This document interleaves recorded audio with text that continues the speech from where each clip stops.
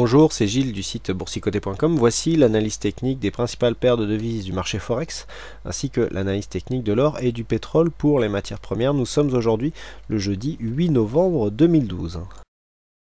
Et nous commençons tout de suite par l'euro-dollar. Donc l'euro-dollar qui, après sa chute ici, accompagnant les indices européens, eh bien, a marqué une phase de cassure relativement intéressante. Alors j'ai réajusté ici le support qui se situe à 1,2760, puisque ici la zone est 1,2775, joue maintenant un rôle de pullback et donc confirme la sortie baissière du titre sur cette phase. Donc on est ici en phase de continuité. On a bien marqué ici une phase technique de reprise en tendance baissière, puisqu'on a bien longé ici la moyenne mobile, pardon, la bande de Bollinger inférieure. On est revenu ici consolidé. On n'a pas tout à fait trouvé cette moyenne mobile comme zone de résistance, mais la baisse avait été assez prononcée. On est remonté légèrement plus haut et puis on a confirmé ici le mouvement baissier par une cassure qui a donc transformé ce support en résistance, et donc ce qui confirme la continuité de tendance baissière. Bon, les indicateurs sont en léger surachat. On a une divergence haussière qui est en train de se développer sur le MACD, le stochastique et le RSI, mais il faut attendre que suite à ce mouvement direct, eh bien, un nouveau plus bas soit défini, puisque là on est sur une phase d'évolution. Le plus bas de la tendance court terme ici n'est pas défini, et donc nous devons attendre cette zone avant de conclure ou pas à cette divergence. Donc pour l'instant on reste dans une tendance baissière sur le mouvement court terme. La tendance serait invalidée en cas de dépassement haussier des 1,2876, et donc l'euro-dollar reste baissier sur le court terme. On continue avec le câble, paire livre sterling contre dollar américain, pour constater que la cassure est quasiment la même ici sur le câble par rapport à ce que nous avons sur l'euro-dollar. Donc on a eu ici une phase de retour technique. On avait ici une petite phase d'exagération ponctuelle que je vous ai indiqué hier. On est revenu ici sur le support et puis on a cassé ce support aujourd'hui.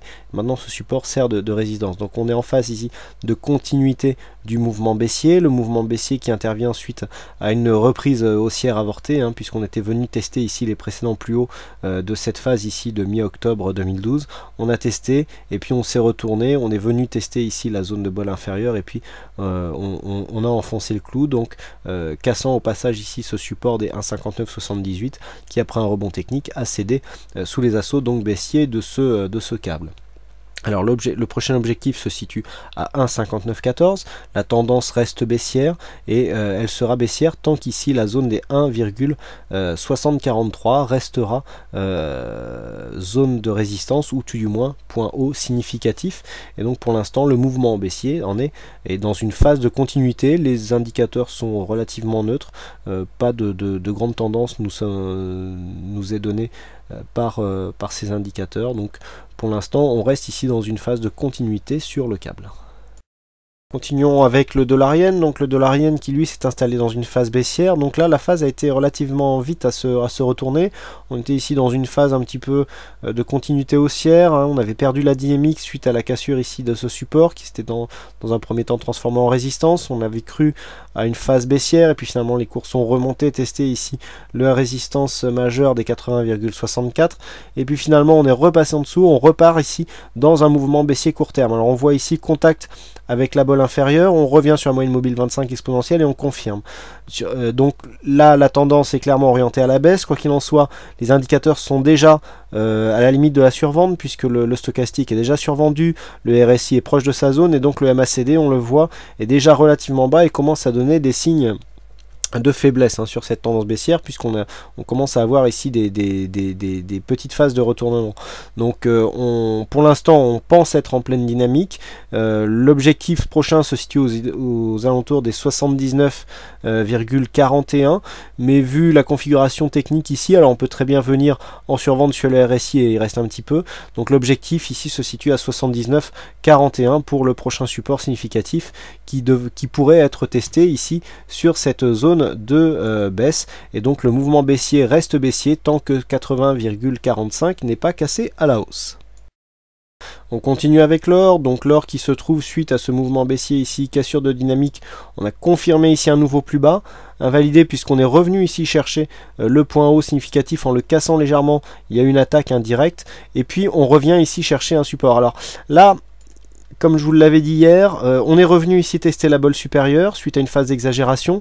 On consolide, on vient chercher ici la moyenne mobile 20 exponentielle et on retrouve une dynamique haussière. Hein, malgré ici la force de cette consolidation, on retrouve ici une dynamique qui nous permet de recasser cette résistance, hein, vous voyez, qui était quand même significative à la hausse. Cette résistance ici sert de support sur l'évolution de cette journée et on commence à repartir avec une dynamique haussière.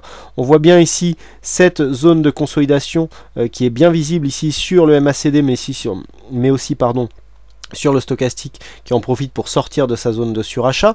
Le RSI lui reste proche, mais on sent que la dynamique est en train de se réorienter à la hausse sur le gold. Donc là, la tendance nous donnerait plutôt une possibilité de retournement de la tendance moyen terme, puisqu'en cas de cassure ici de cette zone des 1727, eh bien on aura un signal clair de retournement de la tendance moyen terme, puisque je vous rappelle que cette phase de baisse ici dure depuis maintenant un mois, hein, puisqu'elle a commencé donc en début octobre, et que donc sur cette phase ici, on est en train de tester un précédent plus haut qui en cas de...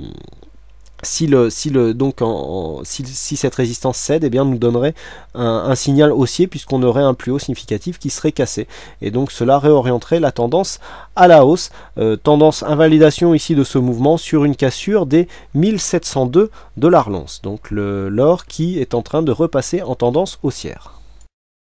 Enfin, on termine avec le WTI. Donc le WTI qui, suite à sa hausse ici hier, eh bien, a connu avant-hier a connu une rechute, et on est revenu ici sur la zone d'évolution du range. Donc je vous avais dit qu'en cas de cassure assez puissante ici de cette zone, on repartirait en tendance baissière. Donc on a eu une tentative de cassure, hein, de ces 84,66, mais les cours ont été réintégrés. Donc pour l'instant, on n'invalide pas la tendance neutre, hein, qui est en train de s'installer sur le WTI, puisque ici on ne peut pas considérer que sur ces multiples attaques la tendance reste baissière. Quoi qu'il en soit, suite à un contact ici de la moyenne mobile 20 exponentielle, on pourra avoir un reflux baissier. Alors cela ne constituerait pas un réel signal de trading en tendance, puisque nous n'avons pas eu d'attaque de la bande de Bollinger inférieure précédemment. Donc toujours tendance neutre, petite prédominance baissière tout de même sur ce mouvement, malgré ici des indicateurs qui nous donneraient plutôt un pronostic de rebond technique à la hausse. Donc attention, hein, on voit les signaux, quand les signaux comme ça sont un peu antagonistes, on évite de chercher, de forcer un petit peu la décision. On attend d'avoir plutôt des probabilités plus fortes, hein, d'avoir une continuité dans un sens ou dans l'autre. Donc tendance neutre confirmée sur le WTI. Voilà ce que l'on peut dire donc sur ces analyses techniques Forex et matières premières. Il ne me reste plus qu'à vous souhaiter à toutes et à tous une bonne soirée, bonne chance dans vos trades futurs, et je vous donne rendez-vous dès demain pour d'autres analyses techniques en vidéo. Bonsoir à tous.